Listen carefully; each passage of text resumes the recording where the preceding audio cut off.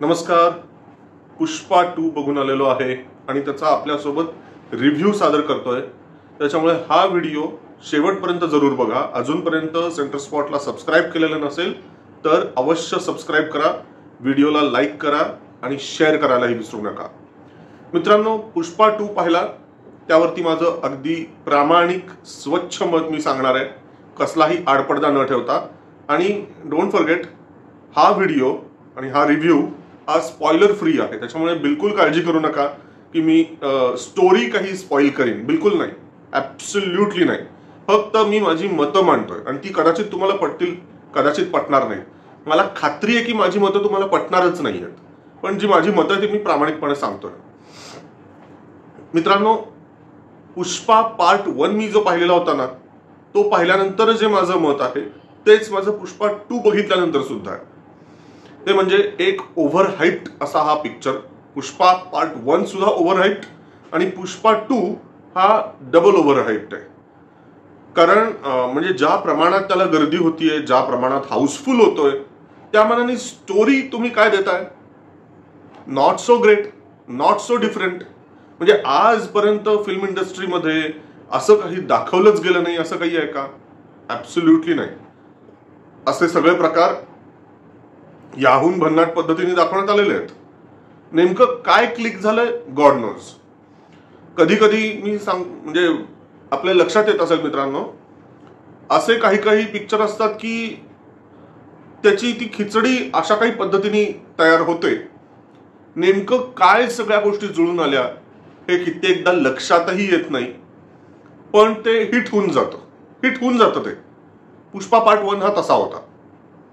पूर्णपणे एक मसाला मूवी म्हणता येईल असा तो होता. पुष्पा 2 हा त्याचा सिक्वल असल्यामुळे नॅचरली हा सुद्धा एक मसाला मूवी आहे.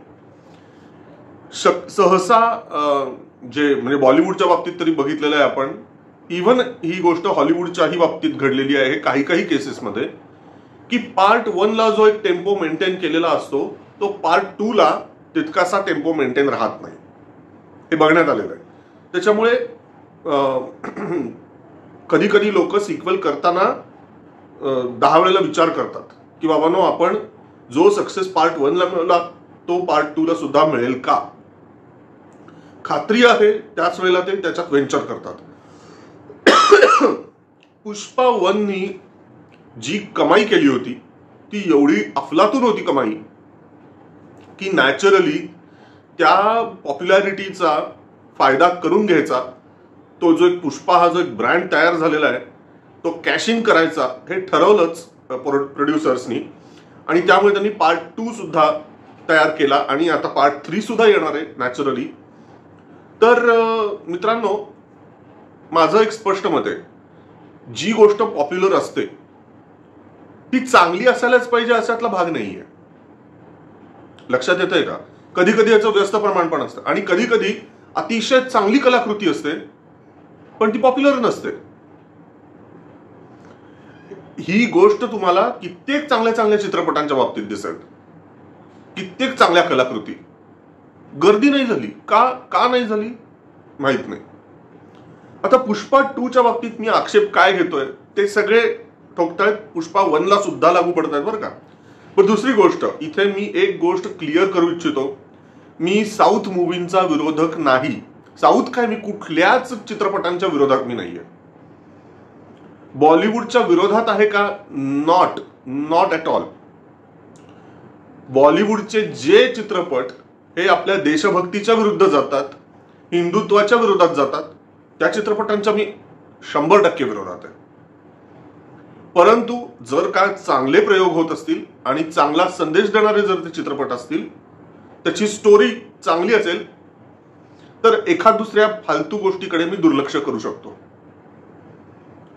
तर म्हणजे थोडक्यात मी बायस्ड व्ह्यू ठेवत नाही. कुठलीही कलाकृती पडद्यावरती बघताना बायस्ड व्ह्यू ठेवत नाही मी. कलाकृतीकडे कलाकृती म्हणून बघतो मी. तर साऊथचा आता अलीकडेच मी अमरनचा मला रिव्ह्यू करायचा होता, पण समोर माझ्या काही व्यक्तिगत अडचणींच्यामुळे मला तो करता नाही आला रिव्ह्यू. पण अमरन हा एक अप्रतिम चित्रपट आहे. तो इतका सुंदर चित्रपट आहे की प्रत्येक शाळा महाविद्यालयातल्या मुलांना तो कंपल्सरी केला पाहिजे चित्रपट.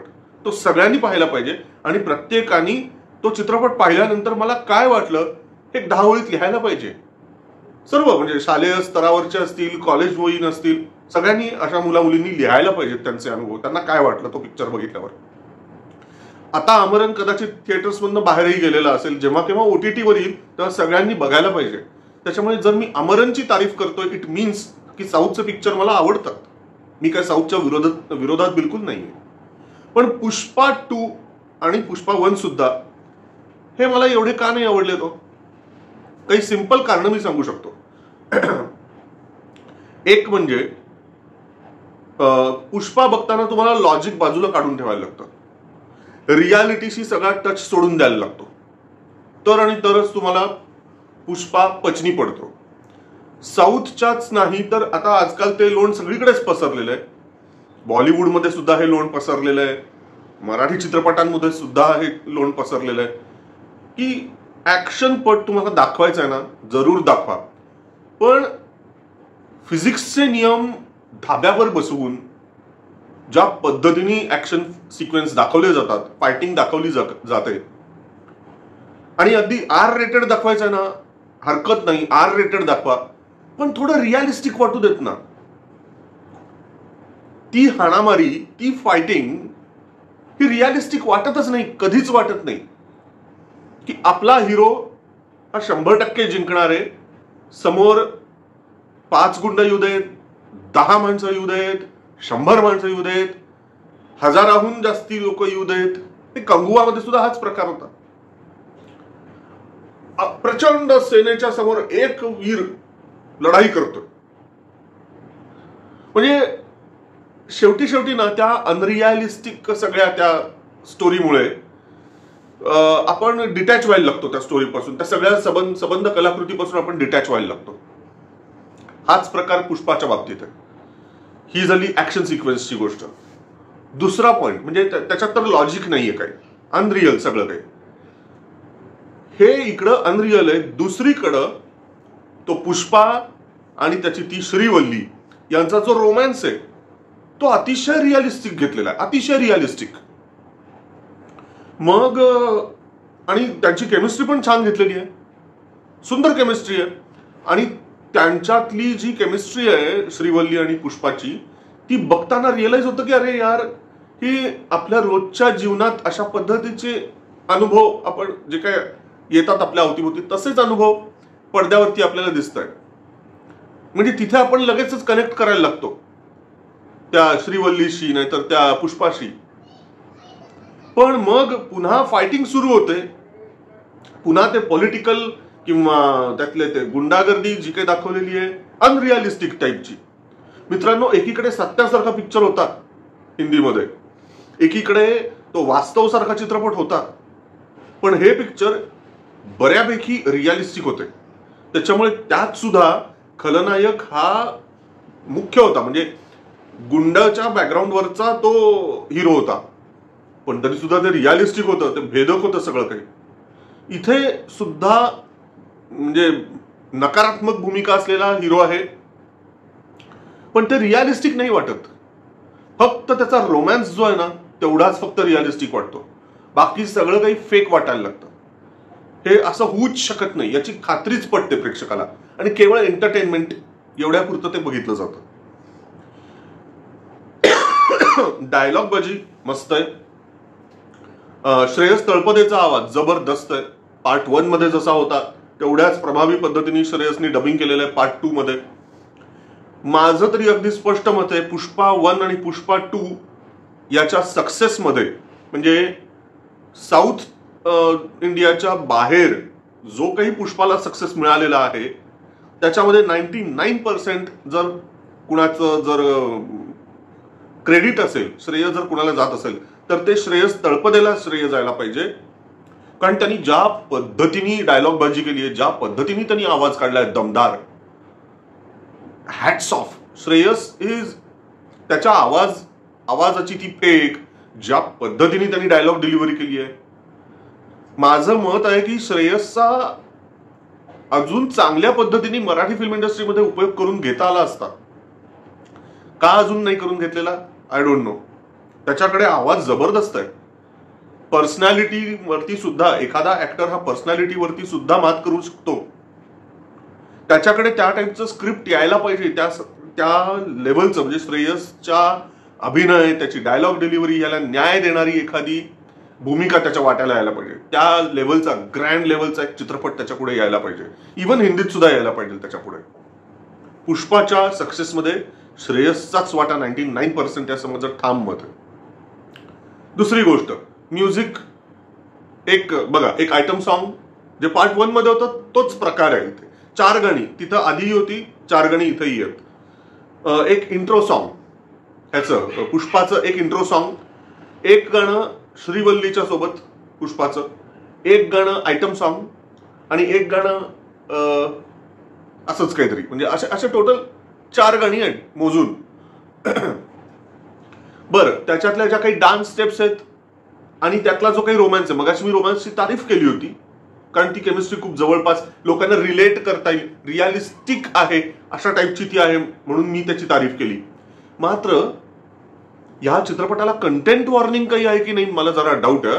कंटेंट वॉर्निंग आहे का? ए रेटेड ह्या पिक्चरला दिलेलं आहे का? I really doubt. जर ए रेटेड दिलं असेल तर चांगली गोष्ट आहे.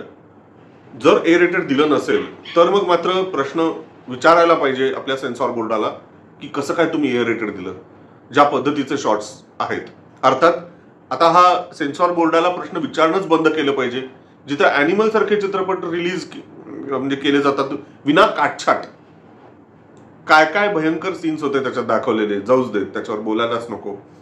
असो, तर पुष्पाच्या मधले गाण्यांमधले काही स्टेप्स मला जरा विचित्र वाटले. त्यातलं रोमॅन्स हे जरा जास्त गडद टाईपचं दाखवलं. थोडं सजेस्टिव्ह पद्धतीने करता आलं असतं तरी चाललं असतं. बाकी अनेक साऊथच्या सुद्धा चित्रपटांमध्ये, हिंदी चित्रपटांमध्ये सुद्धा ज्या चावून चावून चोथा झालेल्या असतील अशाच पद्धतीची ही स्टोरी आहे सगळी. काही नवीन बघायला मिळत नाही. त्याच्यामुळे मी ह्याला ओव्हर रेटेड, ओव्हर हाईप्ड असं मला वाटतं, मनापासून वाटतं. त्याच्यामुळे तुम्ही थिएटरमध्ये जरी जाऊन नाही बघितला हा पिक्चर, समजा काही कारणाने मिस झाला, ऍब्सोल्युटली काही फरक पडणार नाहीये. OTTवर जेव्हा येईल तेव्हा निवांत बघा तुम्ही घरी आल्यानंतर. काही एवढं म्हणजे अरे रे माझ्याकडनं मिस झाला, मी बघायला हवा होता थिएटरमध्ये जाऊन, तेवढ्या काही लेवलचा पुष्पा 2 नाहीये. पुष्पा 1 सुद्धा खरं म्हणजे नव्हता, पुष्पा 2 सुद्धा त्या लेवलचा नाहीये. आणि केवळ मी पुष्पा पार्ट 1 आणि पार्ट 2 मला फारसा काही ग्रेट वाटला नाही. दॅट डझंट मीन, मी पुन्हा एकदा रिपीट करेन की दॅट डझंट मीन की मला साऊथचे मूवीज आवडतच नाहीत. ऍब्सोल्युटली तसं नाहीये. साऊथचे अमरन सारखे चित्रपट मला तुफान आवडलेत. खूप सुंदर चित्रपट आहे. त्याच्यामुळे साऊथचे मूवीज असतात छान, जे रियालिटीला धरून असे ते जे बनवतात ना, खूप छान बनवतात चित्रपट. पण जे हे अशा टाईपचे जे आहेत ना, मसाला मूवी बनवताना इतकं एक्झॅजरेट सगळं ताळतंत्र सोडून देऊनच एक्झॅजरेशन, ते जरा म्हणजे मला समहाऊ फार काही ग्रेट वाटत नाही. असो, तो एक जॉनरच आता वेगळा झालाय. पण काय होतं त्यामुळे ना, पुष्पानी एकाच वेळेला अनेक गोष्टी करण्याचा प्रयत्न केला म्हणून त्याला मसाला म्हणायला लागतं. Mix of various genres. एकीकडे त्याच्यात R रेटेड हाणामारी पण आहे, एकीकडे त्याच्यामध्ये रोमॅन्स पण आहे, असा भडक असा रोमॅन्स आहे, एकीकडे त्याच्यात गाणी पण आहे जी ठीक आहे बॉलिवूडमध्ये पण असं असतं सगळं, एकीकडे इमोशनल ड्रामा सुद्धा आहे. त्याच्यामुळे याच्यात सगळेच जॉनर घुसडून एक काय म्हणूया खिचडी तयार केलेली आहे. ज्याला जे आवडेल त्यांनी ते घ्या आणि फुटा, अशा टाईपचं ते सगळं आहे. असो, तर हा एकंदरीत असा मिक्स बॅगेज आहे पुष्पा म्हणजे. तर हा फुलांचा बुके तुम्हाला आवडतोय का, वाईल्ड फायरचा बुके आवडतोय का, ते तर तुम्हीच ठरवा. मला फारसं काही ग्रेट नाही वाटलं, तुम्हाला कदाचित ग्रेट वाटू शकतं. सो या व्हिडिओवरती रिॲक्शन देताना शिव्या घालायच्या असतील तर जरूर घाला शिव्या, फक्त थोड्या टोन डाऊन करा, थोडं डायल्यूट करून शिव्या घाला. असो, या व्हिडिओला लाईक करा, शेअर करा आणि सेंटर स्पॉटला सबस्क्राईब करायला विसरू नका. धन्यवाद.